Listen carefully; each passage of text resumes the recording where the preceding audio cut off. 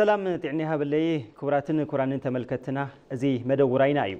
مدوراينا كل جزء أب سومن حدا جزء ناوهم نبليو لما خاطر كنيا أيت جبر جرجس جدي بحالو مباركة أو زي أب مسحف مدمر زملكت إهين مهين نابلنا كنت نحنا حزون كورات تملكتنا مكتالكم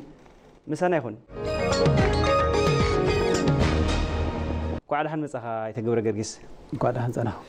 صبوا نايلومي زعوانا زخون كمتي أب مأتوي ونستزاركوا أب مسحف مدمر إنا إهين مهين نابلنا نحنا بتلاقي نايلو تمنجستي كابز مس أو زي أب شعات عمتات وشتي 4 زأخلو مسحفتي صحيح له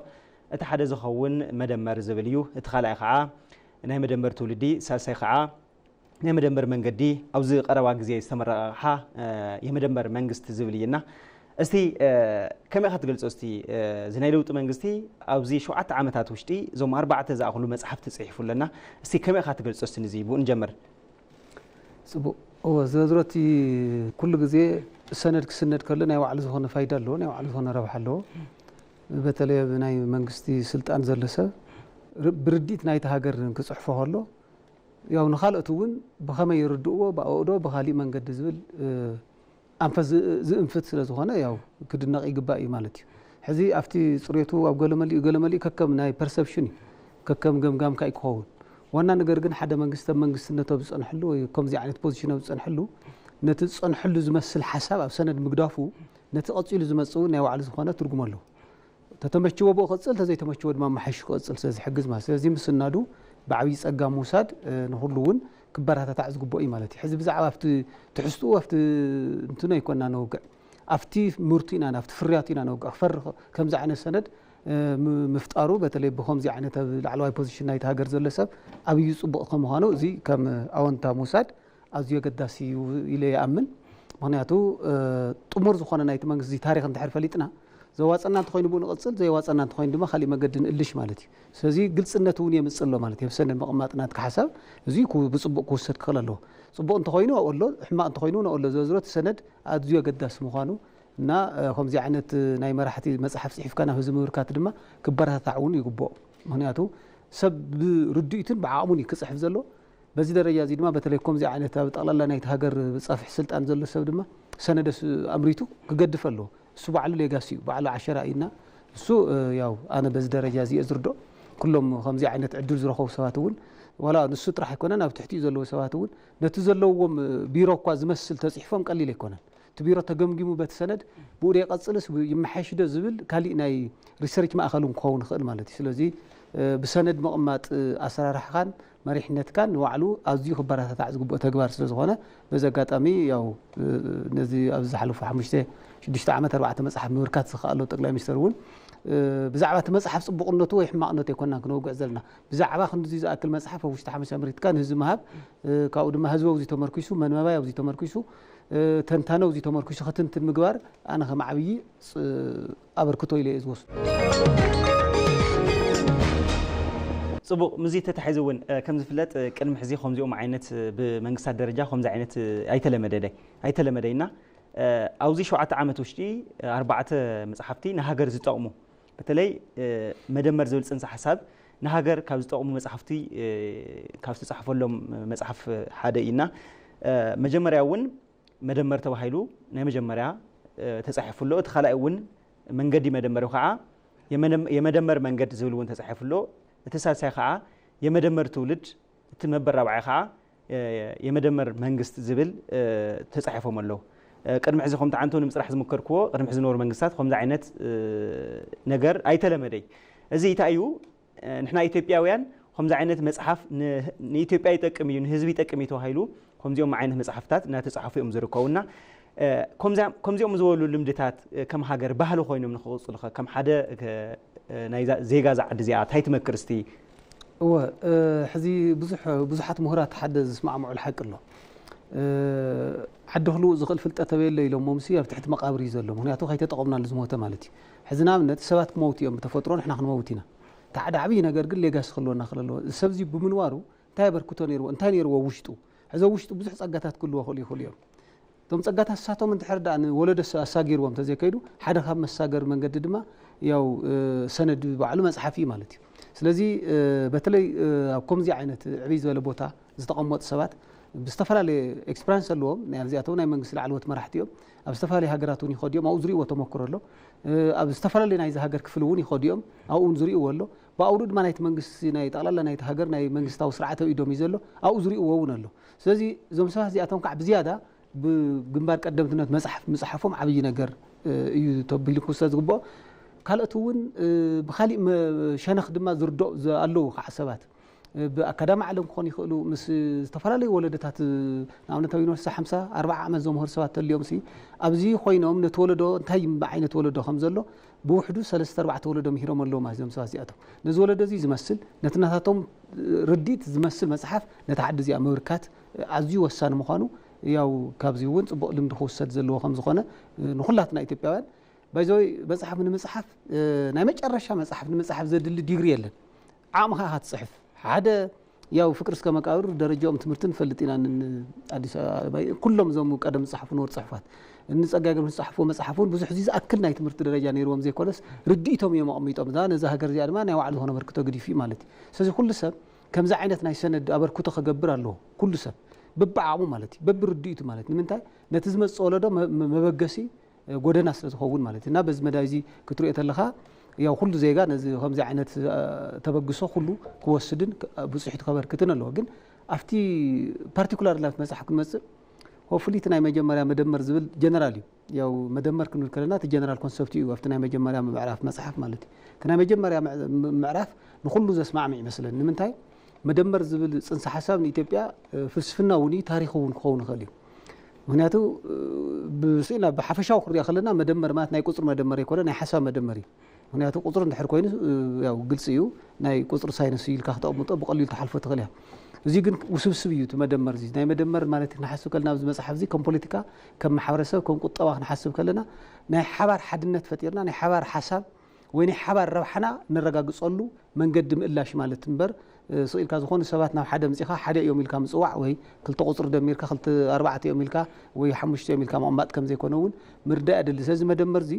ናይ ባዕሉ ዝኾነ ኣዝዩ ሕለኽልኽ ዝበሉ ግን ድማ ጽንዓት ዘድልዮም ግን ድማ ግድን ዘድልዩ ትሕዝቶታት ኣለዎ ኣብቲ ውሽጡ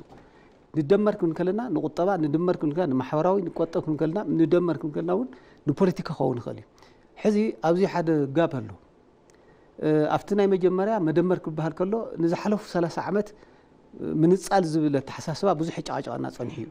ሕዚ ንዑ መልሲ እውን እዩ ክኸውን ይኽእል እዩ እንድሕር ኣብቲ ምድማር ኣብቲ ፍልስፍና እንድሕር ተረዳዲና እቲ ምግንጻል የድልን ኢልና ክንቋም ተጸኒሕና እቲ ምድማር ኣገዳሲ እዩ ዝብል ድማ ክንቅበል ክንክእል ኣለና ሕዚ እቲ ምድማር ከም ፍልስፍና ምውሳድ ግድን ነቲ ሕዚ ዘሎ ገዛእ ውድብ ምድጋፍ ግድን ኣይኮነን ንምንታይ እዩ እቲ ምንጻል ኢትዮጵያ ይጎድእ እምበር ገዛእቲ ይጎድእ ኢልና ኣይኮንና ንቋም ጸኒሕና ህዝብን ሃገርን ረብሓን ይጎድእ እዩ ኢልና ስለዝሓሰብና ነዘውዚ ዘነ ሓሳብ ክፈትሕ ዝኽእል ሓድሽ ሓሳብ መደመር እዩ ምክንያቱ መቕናስ እዩ ምግንጻል እንድሕር ኢልና ምድማር ድማ ምውሃሃድ ናብ ሓደ መምጻእ እዩ እንተኢልና ስለዚ ነቲ ንቋወሞ ዝነበርና መልሲ ይህብሎ ማለት እዩ ኣብዚ ግን ኣብዘን ክልተ መጽሓፍቲ ሰብ ክጨቃጨቕ ይኽእል እዩ ኣብተን ክልተ ምዕራፍ ዘለዋ እታ ናይ መጀመርያ ምዕራፍ ጀነራል ኮንሰፕት እያ ንኹላና ተረዳድያ ክንባታተን የብልናን ክንድመር ኣለና ክንእከብ ኣለና ናብ ሓደ መጺና ጥንኩር ሃገራዊ ሓድነት ፈጢርና ብኢኮኖሚ ብፖለቲካ ብዲፕሎማሲ ብኩሉ ልዕልና ናይ ሃገር ክነብርኽ ኣለና ኢልና እንድሕር ተረዳዲና እቲ ምድማር ብጸጋ ንቕበሎ ኢና ማለት እዩ ኣብቲ ክልተ መጽሓፍቲ ለቐፂሉ ዝመፀ የመደመር መንገድና የመደመር ትውልድ ዝብል ኣብዚ ግን ንእሽተይ ከከራኽሩ ዝኽእሉ ነገራት ክህልው ይኽእሉ እዮም ትኽክል ሓደ መጽሓፍ ከከራኽሩ እውን ኣለዎ የመደመር ትውልድ እንድሕር ኢልና ኣየኖም ትውልድ እዮም እቶም ዝድመሩ ኩሉ ድዩስ የመደመር ትውልድ ተልና ፓርቲኩላር ገርና ያለና ኣዩኑ ትውልድ እቲ ሓሊፉ ዘሎ ትውልድ ዕንቅፋት ክኸውን ስለ ዝኽእል ኣብቲ መደመር ብኸመይ ዝካተት ተሓድሽ ወለዶኻ ትሕዚ ገና ኣብ ትምህርቲ ቤታት ገና ኣብ ዝኾነ ናይ ትምህርቲ ኸይዱ ዘለኸ ብኸመይ እዩ ኣተብ ስራሕ ዓለም ዘለኸ ኣለዉ ዝተወሰኑ 3-4 ጀነሬሽን ኣብ ሓደ መዋእል ክርከቡ ዝኽእሉ እዞም ጀነሬሽን እዚኦም ብኸመይ እዮም ዝወሃሃዱ ዝብለፍቲ ግን ብዙሕ ከከራኽር ይኽእል እዩ ስለዚ ኣብኡ ኣብቲ የመደመር መንገዲ ዝብል በተለይ ናይ ፖለቲካ ፊልድ ዘለዎም ሰባት ክንድመር ኣለና ዝብል ንኹላትና ዘራድኦ ኮይኑ ብበይናይ መገዲና ንድመር ዝብል ከዓ መከራኸሪ ክኸውን ይኽእል እዩ እቲ ምክርኻር ከም ፀጋ ድማ ክንወስዶ ክንክእል ኣለና ምናልባት ኣብታ ናይ ትማሊ ናይ የመደመር መንግስት ትብል ጠቅላይ ሚኒስትር ሓደ ነገር ተዛሪቦም ነይሮም ንደመር ክንብል ከለና ብናይ ሓደ ሓንጎል ተኣኪብና ንኸይድ ዘይኮነስ ተደሚርና ሃገራዊ ረብሓና ንረጋግጽ እዩ ንሓንቲ ሃገር ንስራሕ እምበር ንሓደ ሰብ ንከተል ማለት ኣይኮነን ዝብል ከም ዓብዪ ፀጋ ተወስዶ ጽቡቕ እዩ ምክንያቱ ኣብ ብናይ ሓሳብ ፈላላይ ሲ እትፈርስ ሃገር ዘይኮነስ ብናይ ሓሳብ ፈላላይ እትህነጽ ሃገር ያህትልወና ዝግብኦ ትዝናይ ሓሳብ ፈላላይ ሲ ንዕንቅጽና ዘይኮነስ ንዝሓሸ ብራኸ ይክኸውን ዘሎ ዝሓሸ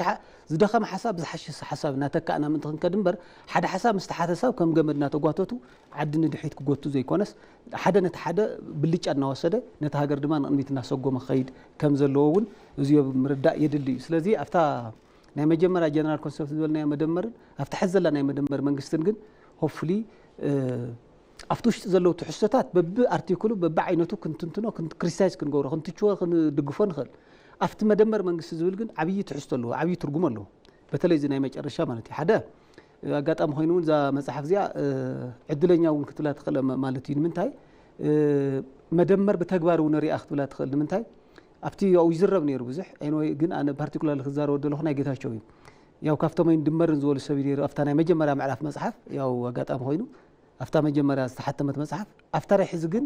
ኣይን ድመርን ዝበሉ ሰባት እውን ተደመሩ ለጋጣም ኣሎ እንታይ ማለት እዩ እቲ መደመር ሕዚ እውን ያው ኢሉ ኣሸናፊ ምዃኑ እውን ኣርድዩ ኣሎ ማለት እዩ ብኻሊእ ይበሃል ብድሕሪ ግን በዚ መደመር እዚ ክንደየና ኢና ንፈጥን ኣብቲ ውሽጢ መደመር ዘለው ትሕዝቶታትካ ክንደየና እዮም ገቢራውነቶም ኣብ ዝብል ግን ናይ ግድን ናይ ፖለቲካ ፍልስ ካብ ዘሎ ክንጫቃጫቅ ክንከራኸር ንኽእል ኢና እቲ መደመር ዝብል ግን ገዛእ ሓሳብ ምዃኑ ግን ክንወስድ ንክእል ኣለና ምክንያቱ ምግንፃል ኣጥሚርና ከም ንቃወም ሰባት ኣነ ሓደ ምክንያቱ ምግንፃል ነዚ ሃገር እዚኣ ዝረብሕ ኣይኮነን ምስ ታሪኻ ዝኸደ ኣይኮነን ምስ መጻእያ ዝኸደ ኣይኮነን እዚ ሃገር እዚኣ እንዲያም ካብ ዘለዋ ናይ ስፍሓት ቆርበት ይኹን ካብ ዘለዋ ናይ ህዝቢ ዓቕምን ንዓቐ እውን ክትሰፍሕ ትኽእል ታሪክ ኣለዋ ዕድል ኣለዋ መጻኢ እውን ከምኡ ዝፈቅድ ኣይኮነን ኢልና ካብ ንኣምን ሰባት ስለ ዝኾንና እቲ መደመር ናብዚ ድልየትና እዚ ክነምፅእ ክንክእል ኣለና ናብቲ ንደልዮ ንናይ ኢትዮጵያ ናይ ታሪክ ልዕልና ዝምልስ መንገዲ ጌርና ክንጥቀመሉ ክንክእል ኣለና ስለዚ ናይ መደመር መንግስቲ ዝብል ብዙሕ ትሕዝቶታት ኣሎ ኣብዚ ትሕዝቶ እዚ ግን ናይ ብሓቂ ብዙሕ ግዜ ገና ኣብቲ ርእሱ ክንቃወም ዘይኮንና ክንቃወም ዝግበአና ሲ ክልተ ዓይነት መንገዲ ክንሕዝ ክንክእል ኣለና ሓደ ግዜ እውን ልስሉስ ናይ መንግስቲ ደጋፊ ምዃኑ የድልን ሓደ ግዜ ድማ ጫፍ ዝኸደ ብሱር ጠቕላላ ኩሉ ነገሩ ንመንግስቲ ገደሉ ዝእቱ ክንከውን የብልናን ምንጎኝነት ኮይኑ ንክልቲኡና ኣለየ ዝኸይድ ናይ ፖለቲካ ቃልሲ እውን ኣገዳሲ ይመስለን ምክንያቱ ክልተ ጫፍ ሒዝና ሃገር ኣልባ ከይንኸውን ክልተ ጫፍ ሒዝና ሃገር ከይፈርስ ማእኸል ኮይና ዋላ ንኸፍሎ ንእሽተይ መስዋዕት ክህሉ ኸውን እንዲ ንሱ ሰክሪፋይ እናገበርና ግን እናተዓራረና ኣብቲ ፅንሲ ሓሳብ ግን ተረዳዲእና ኣለና ኣብቲ ፈፃፅሙን ኣብቲ ኣብ ባይታ መዋዕሎ ምግባሩን ግን ብደንቢ ናይ ባዕልና ዝኾነ ተወሳኽቲ ሓሳባት እውን ክንድምረሉ ንኽእል ኢና ዝሐሸ ሓሳብ ተልኢና ድማ ወይ ዝኸኣለ ፅሑፍ እውን ክምጉት ይኽእል እዩ ዘይከኣለ ድማ ኣብቲ ውሽጢ ዘሎ ፅሑፍ እውን በዚ መዳይ እዚ ክትግበር ኣለዎ ኣብ ምትግባሩ ድማ ክከታተል እየ ዝብል መሰሉ እውን ከልዕል ይኽእል እዩ ማለት እዩ ስለዚ እዞም በተለይ ፍታ ናይ መጀመርያ መፅሓፍን ኣብታ ናይ ሒዝ ዘላ መበራብዓይ መፅሓፍትን ግን ተቃዋሚ ፖለቲካዊ መላኻኽቶኦም ነንወይኖም ክኾኑ ይኽእሉ ዝተፈላለየ ድልየት ክህልዎም ይኽእል ኣብተን መደመር ዝብላ ፍልስፍና መንግስቲ ክድመር ኣለዎም ትኽክል እዩ መንግስታዊ ትሕዝቶታት ብምልኦም ተደሚሮም ዓቕሚ ሃገር ክኾኑ ኣለዎም ዝብል ትኽክል እዩ መደመር ዝብል ፍልስፍና ድማ ነቲ ንቃወሞ ዝነበርና ምግንፃል ዝብል ፍልስፍና መልሲ ዝሃበ ስለ ዝኾነ ንሱ እውን ክንቅበሎ ግድን እዩ ኣብቲ ምድማር መንገድና ኣብቲ ናይ ምድማር ወለድ ትውልዲ ዝብል ግን ብዝተፈላለየ መንገዲ ክነብራህርሆ ንኽእል ኢና ግን ንክነብራህርሆ እውን ስለተፃሓፈ እዩ ማለት እዩ ስለዚ ኣብቲ ተፃሓፈ ኮይንካ ዝሕሸ ሓሳብ ተልዩ ብመፅሓፍ ደረጃ ክተቕርበሉ ትኽእል ኢኻ ክትምጉቶ ትኽእል ኢኻ ኣብኡ ተለውን ሂስ ክትገብሮ ትኽእል ኢኻ ማለት ስለዚ እቲ ምድማር ዝብል ፅንሰ ሓሳብ ግን ኣገዳሲ እዩ ንኢትዮጵያ ማለት ክልተ ነገር ስለ ዘለዎም ተዓድቶ ዝበልክዎ ሓደ ታሪኻ እዩ ኢትዮጵያ ካብ ዝነበራ ታሪክ ንእሳ እያ ትነብረላ ናብቲ ዝነበራ ታሪክ ምምላስ ዓብዪ ናይ ባዕሉ ዝኾነ ዝተዋፅኦ ህልዎ እዩ ካልኣይ ናይ መጻኢ ዕድልና ካብ ምድማር ወፃኢ ካሊእ ዕድል የብሉን ካሊእ ኣማራፂ ስለዘየብሉ ናብቲ ናይ ምድማር ኣተሓሳስባ ምእንቲ ክንሓስብ እዚ መርህ ጎደና ክኸውን ይኽእል እዩ ማለት እቲ ፍልስፍና እዚ ካብኡ ግን ኣብቲ ውሽጡ ዘሎ ፈፃፅማን ኣብ ባይታ ከይድካ ዝርከብ ዘሎ ፈላላይን ግን ሓቢርና ንቃለሶ ሓቢርና ንእርሞ ማለት እዩ ስለዚ በዚ መዳይ እዚ ክረአ ዝግብኦ ኣጋጣሚ ኮይኑ እውን ያው ነዚ መፅሓፍ እዚ ኣበርክቶ ምግባር እውን ኣብኡ ተሎ እውን ክምስገን ይግብኦ ኣብቲ መበል ራብዓይ ዙር እውን ከምቲ ዓንተ ዝበልክዎ ዘይተደመሩ ሰባት እውን ክድምሩ ዝጀመርሉ ኩነታት ኣሎ ናይ ሓሳብ ኣፈላላይ ካሒዝካ ኣብ ሓደ ጠረጴዛ ኮንካ ስለ ሓንቲ ሃገር ምሕሳብ እዩ ምድማር እምበር ናይ ግድን ክስቶ ዝበለ እናበልካ ክትደግም ኣይኮነን ዋና ግን ስለ ሃገር ክትሓስብ እንትሕር ኮይንካ ኣብ ሓደ ጠረጴዛ ኮንካ እቶም ናይ ሓሳብ ኣፈላላይት ናወሃሃድካ ንረብሓ ሃገር ክተውዕል ኣለካ እዚ ናይ ሓሳብ ኢንቨስትመንት እዩ ስለዚ ናይ ሓሳብ ኢንቨስትመንት ኣኪብካ ድማ ሃገር ንቕድሚት ከስጉም ምእንቲ እቲ ምድማር ዝብል ፍልስፍና ኣነ ብዘይ ኣፈላላይ ተተቐበልናዮ ከም ዓብዪ ንርባሕ እምበረይ ንጉዳእን ዝብል እምነት ኣለኒ ምድማር ዝብል ጽንሰ ሓሳብ ንዓኻ ዝሃበካ ስምዒት ዝፈጠረልካ ስምዒት እንታይ እዩ? ኣብኡ ዝብል ስኒ ተመልከትና ክትገልጽልና ደሊና። ፐርሰናሊቲ ምድማር ዝብል ኣብ ውሽጥና ዝነበረ ባህጊ እዩ። ምናልባት ሕዚ ሰባት ምድማር ሎሚ ወይ ኣብይ ኣሕመድ ምስ መፀ ገለ ዝተፈጥረ ዝመስሎም ሰባት ኣለዉ። ንኣብነት ኣብ ካልኣይ ኩናት ዓለም ዝተዛዘመ ኣብ መበል ኣብ ዩናይትድ ኔሽን ክምስረት ከሎ ኣጠቃላይ ኣፍሪካ እውን ሓዊሱ ማለት እዩ ኢትዮጵያ ናይ መጀመርያ ሃገር ትኸውን ሃይለ ስላሴ ሓደ ሕቶ ኣቕሪቦም ነይሮም ናብ ዩናይትድ ኔሽንስ እንታይ እዩ ማዕረ ሕዚ እንድሕር በዚ ሕዚ ብጉልበት ምግዛእ የለን ብዲፕሎማስን ብሕግን ኢና ክንግዛእ ዝብል ኣብ ዓለም ሕጊ ምስ ፀደቐ ኩለን ሃገራት ዝፈረማሉ እምበር ከምኡ እንድሕር ኮይኑ እቲ ዘመነ ኣኽሱም ዝነበረ ስልጣነ እስካብ ህንዲ ውቅያኖስ መልሱለይ ኢሎም ሕቶ ኣቕሪቦም ነይሮም። ሕዚ ኣይኮነን ኣብዩስ ሃይለ ስላሴ እውን ይነበሩ ናይ እዋን ኣኽሱማዊ ስልጣነ ማለት እዩ። እንታይ ግን እንድሕር ክትኽክል ክትሓስብ ኮንካ ንድሕሪትን ንቕድሚትን ሰፊሕ ራእይ ክህልወካ ክኽእል ኣለዎ። ስለዚ እቲ ምድማር ዝብል ሕዚ ተፈጥሮውን ኣይኮነን ፖለቲካሊ እውን ፀንሐ እዩ። በተለይ ምስ ናይ ኢትዮጵያ ናይ ታሪክ እንትኑ ክመፅእ ከሎ ምስ ነዊሕ ዕድመ ዘለና ታሪክ ቅድም ክብል ዝነበረና ናይ ግዛኣት ሓድነት እውን ምስኡ ደሚርካ ትሓስብ ከለኻ ንዘመናት እውን እናተላዕለ ዝመፀ እዩ። ንራስ ኣሉላ እውን ብዙሕ ሕቶ ነይርዎም ኣትሊስት ቀይሕ ባሕር ከይንስእን ዋላቲ ኣብ እዋን ንግስተ ሳባ ዝነበረ ግዛኣትና እስካብ ማዕዶ ማእኸላይ ምብራቕ ዝሰግር ዝነበረ ዋላ እንተሰኣና ብንተነኣሰ ቀይሕ ባሕር ክንስእን የብልናን ዝብል ዓብዪ እንትን ነይርዎም ገና ስኢሎም ናይ ከባቢ መሳፍንቲ ኮይኖም እኳ ንባዕሉ ማለት በዚ ሕዚ ናይ ሃገር ዘመናዊ መንግስትነት ዘይወነኑ ዋላ ሓደ ከባቢ ኮይኖም ወይ ናይ ዝኾነ ናይቲ ከባቢ ማሕበረሰብ ልዕልና ክሕሉ ኢሎም ተዓጢቖም ብሰናይ ፈቃዶም ትዋግኡ እኳስ ከምዚ ዓይነት ራእይ ነይርዎም ማለት ስለዚ መደመር ዝብል መነ ልዕሎ ኣይኮነን ካብ ታሪኹ እንታይ ይመስል ምስ ኢትዮጵያ ክትሓዝ ከሎ ታሪኻዊ ትስስሩ እንታይ ይመስል ተሕሪልና ዘመናት ዘቑፀረ ኣሽሓ ዓመታት ዘሕለፈ እዩ ማለት እዩ። ስለዚ እቲ መደመር ካብ ፍልስፍና ሓሊፉ ታሪክ እዩ ኢትዮጵያ ክኸውን ዝኽእል ምክንያቱ ኣብ ታሪክና ዝሰኣናዮም ኣለዉ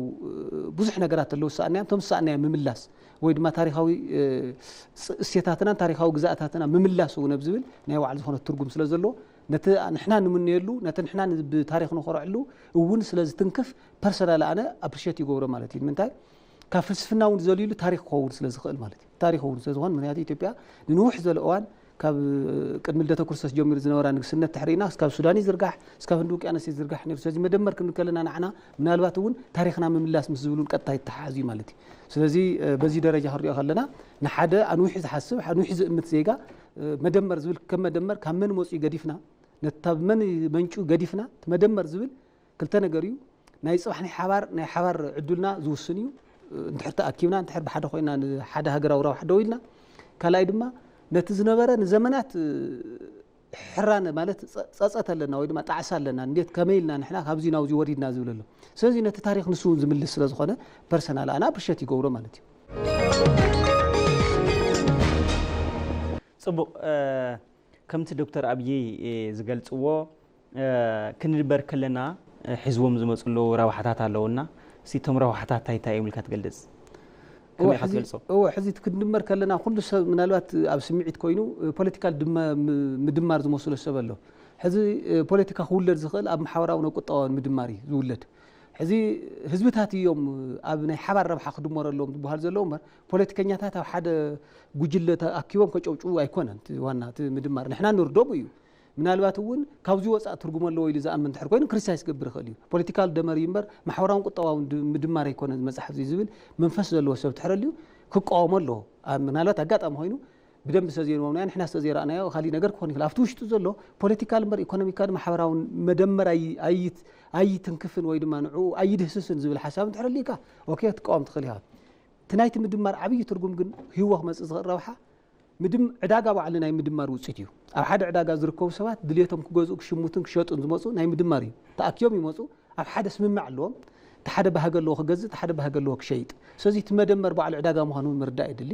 እዚ ናይ ሓደ ናይ ቁጠባ ትርጉም እዩ። ማሕበራዊ ክበሃል ከሎ ድማ ኣብዚ ሃገር እዚኣ ዓበይቲ ናይ ማሕበራዊ ፀጋታት ኣለዉ።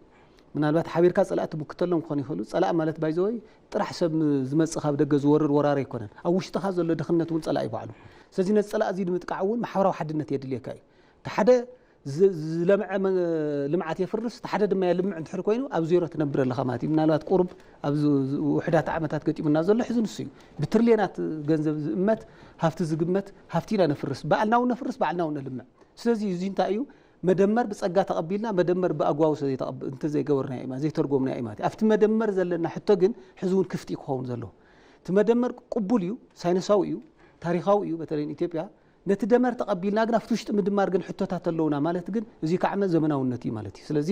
መንግስት ምቋም ባይዞ ስብእና እዩ ግን ድማ መንግስት ተቃዊምካ ሃገር ምጽላእ ድማ ካሊ ውርደት እዩ ሕዚ ምስ መንግስት ጽላእለኒ ሞ አባይ ክግደብ የውልን ትሕርቱል ኮይንካሲ ቤተ መንግስት መብራህታ ይጠፍን ክጠፍእ ዝኽለፍተን በተን መከራ ዝረኽባ ዘለዎ አዴታትካ እዩ ስለዚ አባይ ክግደብ ኣሎ እንዲያም ተቃዋሚ ትሕር ኮይንካ መንግስቲ ቀይረ ጽባሕ መንግስት ኾነ የትብል ትሕር ኮይንካ አባይ ተገዲው ልምዓት ኮይኑ ጽባሕ ንግሆ ዓዲ ክትመርሕ ከለኻ ንኹሉ ትደልዮ ባህግታትካ መፈጸሚ ኢነርጂ ክልወካ ኣለዎ ስለዚ ሁሉ ግዜ ናይቲ ሃገር ረብሓን ናይቶም ናይቲ ገዛእ ውድብ ተቃውሞን ፈሊኻ ምርኣይ ዘሎ ክፍተት እውን ምናልባት ከጽሪ ይኽእል እዩ ዝብል እምነት ኣለኒ ምክንያቱ ምድማር ክብል ከሎ ካብ ፖለቲካ ወፂና ብማሕበራዊ ቁጠባን ክንሪኦ ክንክእል ኣለና ተደሚርና አባይን ተገዲብና ተደሚርና ዓድዋ ዓወት ተሓፊስና ናይ ዓድዋ ዓወት ነዚ ሕዚ ዘለዎ ጠቅላይ ሚኒስትር ኣይኮነን መሰረቱ ናይ ዓናን ናይ ኢትዮጵያውያን ክብሪ እዩ ናይ አባይ ተደሚርካ ምግዳብ 4 ኪሎ መብራህት ከይጠፋ ኣይኮነን ነተን ዘመናት ንሽሕ ዓመታት ሕቆን ክሳዕ ዝገውጥ ዕንጨይቲ ሓዊ ዓይነን ዝዕውራ ዘለዋ ብትኪ ንዓተን ካብ ዘሎ ብሕር ናብራ ናብ ዝሕሸ ናብራ መቐያር እዩ ስለዚ እዚ እውን ፈላሊኻ ምርኣይ ትምድማር በዚ ደረጃ እዚ ብማሕበራውን ብቁጠባብን ክንሪኦ ኣለና ብፖለቲካ ጥራሕ ንሪኦ እንድሕር ኮይና ክንከስር ኢና ዝብል ግን ኣለኒ ማለት እዩ ስለዚ ትረባሕታቱ ናይ ቁጠባ ዓቕምን ናይ ፖለቲካ ናይ ኢኮኖሚ ዓቕምን ዝወልድ ስለ ዝኾነ ስለዚ ፖለቲካውን ኢኮኖሚያውን ዓቕሚ ድማ ታሪኽ ሪኢና ኣለና ቲ ኢኮኖሚያውን ማሕበራውን ዓቕምና ቲ ማሕበራዊ ብሓንቲ ናይ ነፃነት ስምዒት ኢና ኣብ ዓድዋ ተዓዊትና እዚ ማሕበራዊ ፀጋ እዩ ምክንያቱ ኩላትና እንታይ ነርና ማለት ዝስማዕምዕና ባርያ ክንከውን የብልና በገዛ ዓድና ነፃ ክንከውን ኣለና ኢልና ስለዚ ኣመና ማሕበራዊ ሓድነትና ኣብ ዓድዋ ብ5 ሰዓት ነፃነት ክንጎናፀፍ ገይርና ኣሎ ኣብዚ እውን ባይ ምስ ፀገማታቱ 14 ዓመት ዋላ ይወድእ ቀሊል ዘይብሃል ክሳብ 5000 ሜጋዋት መብራህቲ ከምንጩ ዝኽእል እርባውን ክንግድብ ክኢልና ኣለና ማለት እዩ እዚ እንታይ ፈጢርና ኣሎ ናይ ኢኮኖሚ ሕተና ናይ ድሕረት ፀገምና ፈቲሑልና ኣሎ ማለት እዩ ስለዚ በዘን ከምዚአን ዝበላ ኢኮኖሚያውን ማሕበራውን ታሪኽናን ፀጋታትና ኢና መደመር ክንትርጉሞ ዘለና እምበር ፖለቲካ ክንትርጉሞ ከለና ዝኾነ ጉጅለ ክንወስዶ ንኽእል ኢና እቲ ጉጅለ ንሱ ከዓ ምሳና ዘይክስማዕማዕ ክእል እዩ ስለዚ ኣብዚ ነቲ ጉጅለ ንሱ እናርኣኻ ነቶም ዓበይቲ ረብሓታት እናሸፈንካ ተኸይድካ ህዝብን ሃገርን ትጎድእ ስለ ዘለኻ ትመደመር ብቁጠባን ብማሕበራውን ብታሪኽን ክረአ ከም ዘለዎ እየ ኣነ ዝርዳእ ማለት እዩ ከም ህዳሰ ግድብ ዝበሉ ኣብዚ ሰዓት ተመሪቖም እዮም እዚኦም ከዓ ኣብ ዓበይቲ ፕሮጀክትታት ምትእሳር ናብ ምምራቕን ዝወፃሕናሉ ዘሎ ኢና እስቲ ከምዚኦም ዝበሉ ከም ህዳሰ ዝበሉ ዓበይቲ ፕሮጀክትታት መመረቕና ዘለዎ ከም ሃገር ዘለዎ ትርጉም እንታይ እዩ ከመይ ክትገልጾ በተለይ ኣብ ህዳሴ ግድብ ዝነበረ ውፃእ ውረድ ዝነበረ ፀገም ዝነበረ ፈተናታት ምስ ናይ ወፃዓ ፀቕጥታት ምስ ናይ ውሽጢ ዓዲ ፈተናታት ኣተሓሒዝካ ከመይ ካስ ትገልጾ እዚ እወ ሕዚ ንሕና ኢትዮጵያውያን ቁሩ ሓደ ቁር ዘይለወጥና ድሕር ዝበለ ባህል ኣለና ብርግጥ ፀጋን እዩ ሕዚ ናብ ኩናት ደፊርና ንኣቱሞ ናብ ፕሮጀክት ግን ደፊርና ይንኣቱ ናብ ታሪኽና ሕዚ ክሻብ ሕዚ ምናልባት ካብ ጥንቲ ጀሚሩ ንኩናት ዘውፃናዮ መውፃኢታት ልዕሊ ናይ ኣባይ 10 ወይ 20 ዕፅፊ ናይ ኣባይ እውን ክግድቡ ይኽእሉ ነይሮም ዝብል እምነት ኣለኒ ሕዚ እንታይ እዩ ናይቲ ፕሮጀክት ሚስጥር ምድፋር እምበር ዓቕሚ ምሳእነ ይመስለኒ ምክንያቱ ኩናት እንድሕር ዓቕሚ ረኺብካ ልምዓት መዓት ዕድል ኣሎ ምናልባት እኳስ ናይ ፋይናንስ ፀገም እኳ ተዝገጥመካስ ሓይሊ ሰብካ ሰልጢንካ ነዳቂ ገመድ ኩሉ ነገር ዝገብር ጌርካ ኦልሞስት 60 ወይ 50% ናይቲ ፕሮጀክት ኮስት ብላበር ኮስት ክትብሎ ትኽእል እያ ሕዚ እንታይ እዩ ኣባይ ታያ ምሂሩና እንተኢልና 500,000 ሜጋዋት መብራህቲ ጥራሕ ዘይኮነ ሂቡናሲ እንድሕር ተደሚርናስ ዓበይቲ ፕሮጀክት ምናልባት እውን ልዕሊ ኣባይ ክንሰርሕ ከም ንኽእል ሲ ብዙሕ ነገር ምሂሩ ኣሎ ካብኡ ምስ መን እውን ክነናፅሮ ኣለና ንኣብነት ኣብዚ ሓለፉ 3-4 ዓመት እኳ ዝኸፈልናዮ ዋጋ ምናልባት 2-3 ኣባይ ዘግድብ ከሲርና ኢና ስለዚ ናይ ዓቕሚ ፀገም ኣይኮነን ሓደ ናይ ርድኢት ፀገም እዩ ካልኣይ ድማ ናይ ካልቸር እውን ናይ ፕሮጀክት ካልቸር እውን የብልና ናይ ጦርነት ካልቸር ስለ ዘለና ናብ ዓድዋ ኳስ ኩለታን ክን መድፍዕን መፅአንሲ ከይተሰከፈ ሰብሱ ኢሉ ኸቲቱ ኣትዩ ምንታይ ድፍረት ያለው ናይ ፀላእ ናይ ምምካት ድፍረት ስለ ዘለዎ ዝኩሉ መሳርያ ኣብ ዘለሉ ደፊር ኣትዩ ተዓዊቱ ስለዚ ፕሮጀክት ተደፊርናዮ ካሊእ እውን ክንግድብ ከም ዝኽእል ርኢና ኣሎ ስለዚ ድሕሪ ሕዚ ንኢትዮጵያውያን ካብ ዓቕሞም ንዓቐብ ክኸውን ዝኽእል ፕሮጀክት ከምዚ ኣሎ ኣርዲእና ኣሎ ማለት እዩ እዚ ድሕሪ ኮይኑ ከዓመ ኣጋጣሚ ድማ እንድሕር ክንሰርሕ ንኽእል ኮይና ዓበይቲ ፖቴንሻል ፕሮጀክት ከዓ ኣለዉ ኣባይ ጥራሕ ኣይኮነ ኣባይ እውን ገና ኣይተተንከፈን ናይ መስኖ ናይ ቱሪዝም ናይ ዓሳ ናይ ብዙሕ ፕሮጀክት ኣሎ ናይ ቁጥሪ 1 ቁጥሪ 2 እናበለ ዝኸይድ ናይ ሃይድሮ ፓወር ዓቕሚ እውን ኣሎ ዓበይቲ ልዕሊ 10 ዝኾኑ ርባታት ድማ ልክ ታብ ኣባይ ትሕት ኢሎም ግን ድማ ዘይነኣስ ፀጋታት ዘለዎም ርባ እውን ኣለዉ ነዚኦም ንምግዳብ ኣባይ ተዛዓበየ እዩ በቲ ዛዓበየ ስለ ዝጀመርና ነቶም ካብኡ ንእስ ዝበሉ ርባታት ንምግዳብ እውን በቃ ምንም ዓቕሚ ከም ዘይንእሰና ጥራሕ ዓቕምና እንታይ እያ ተድኽመትና እንታይ እያ ተዘይተደሚርና ግን ከም ንኸስር ማለት እዩ ስለዚ እታ መደመር نامنتاي توسدنا لماتي ناب تخولتات توسدنا لمالتي تدميرنا باي تقدمنا سلازي زيوم هيرنا زلزنا باي قدم ناي مدمار وصيت يجينا انا امن هنيات كل سب كم تفت مجلصو نفت مرقاو استوهله ولا تابنم زي بلا دون كم مقنته فتيحه 10 عسرا ولا دورها ولا ጫቆይት ሸይጣ ولا قاع شيطا ابركيتا زي انت دميرن اباي قديبن ዛ سواي نحنا انت حنت دمرسي تزعبي باي انت حردفيرنا تزعبي عدوا نورو خناتات انت حردا سيعرنا بروجكت ما بقليل يدحر حزنا عنا مال سلازي دفرت يودنا ايو عقمنا ون فتشنا اينا مالتي نخيلينا زبل كن تخولتاتنا كاون عقب كم زخون كاون عقب كم زخيدون ارينا ايو كالتشرنا ون قيروا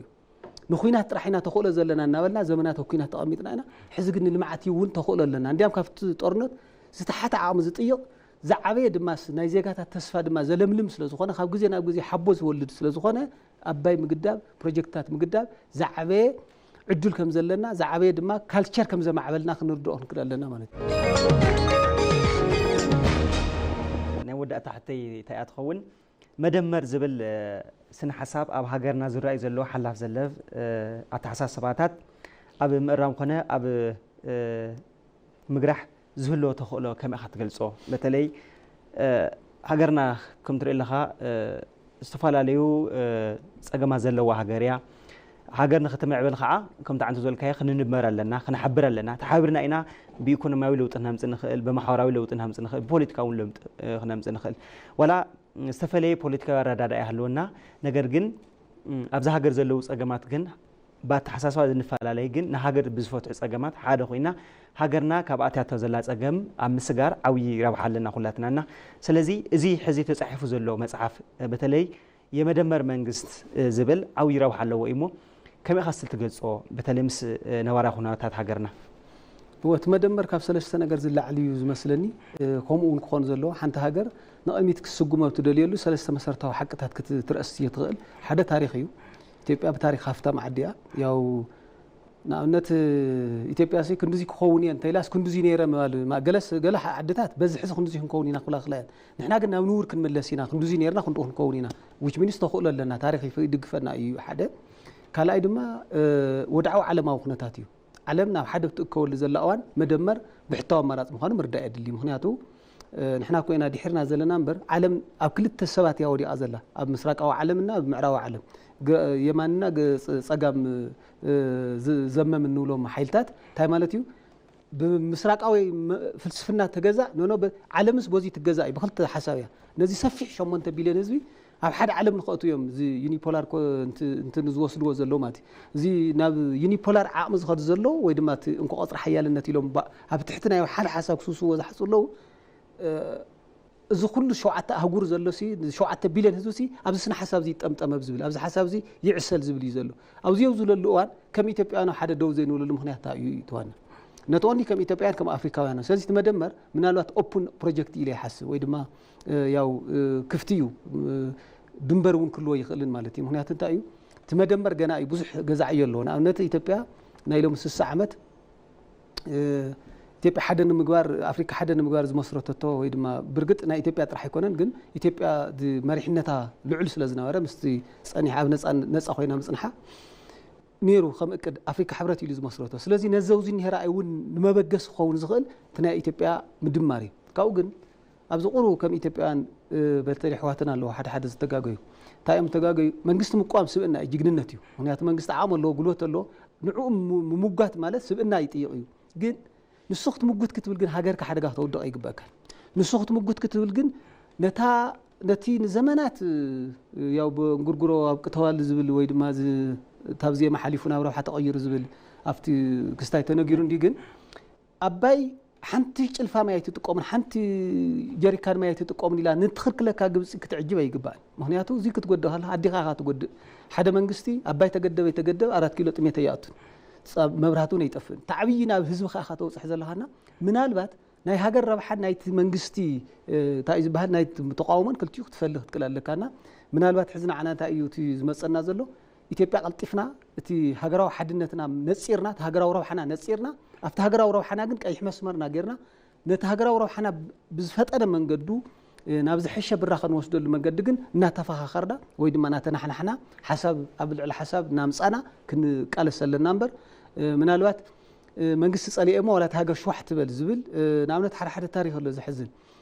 ኣባይ ክግደብ የውሉን ኢሉ ዝዛረብ ኢትዮጵያ ወሎ ሙሸት ድማ መብራህቲ ጠፊኡ ቀትሪ ኣባይ ክግደብ የውሉን ኢልካ ተውዕሉ ሞ ሙሸት ከዓ መብራህቲ መንግስቲ ጠፊኡ ኢለ ይትብል እዚ ክልቲኡ ከደ ይኽእልኒ ምክንያቱ ኣባይ ክግደብ ግዴታኻ ተዋፃእ እንዲያም ክትቃወም ተኾንካ